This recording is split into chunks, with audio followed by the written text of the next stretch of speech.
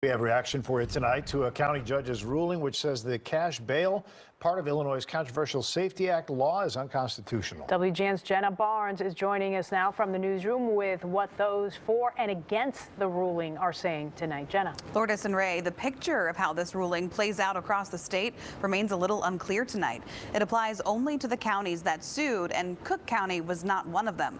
Officials here say they will still move forward with the elimination of cash bail on January 1st, even as it appears other counties won't.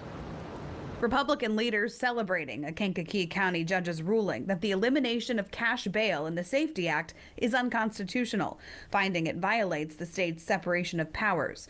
The ruling applies only to the 64 parties who sued, not every county. So we are here now with potential chaos that may ensue beginning January 1.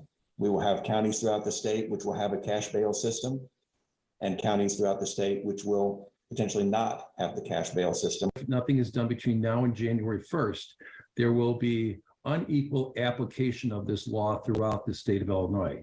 That is not right. It's not responsible. They're calling for a statewide halt of the law's implementation to sort it out. It won't create chaos, but here's the rub.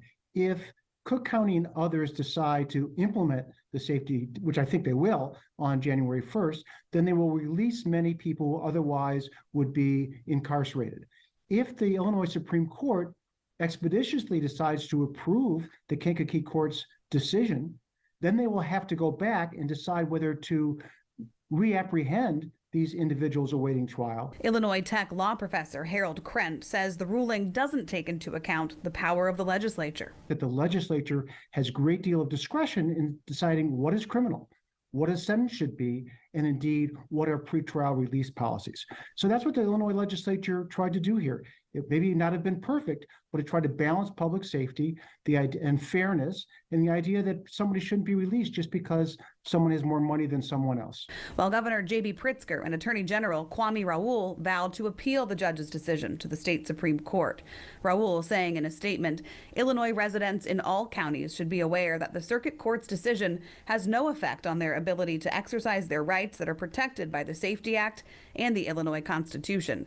Pritzker adding, we cannot and should not defend a system that fails to keep people safe by allowing those who are a threat to their community the ability to simply buy their way out of jail. And I do think the Illinois Supreme Court will take this case relatively quickly. And states' attorneys' offices are waiting for the Supreme Court to weigh in.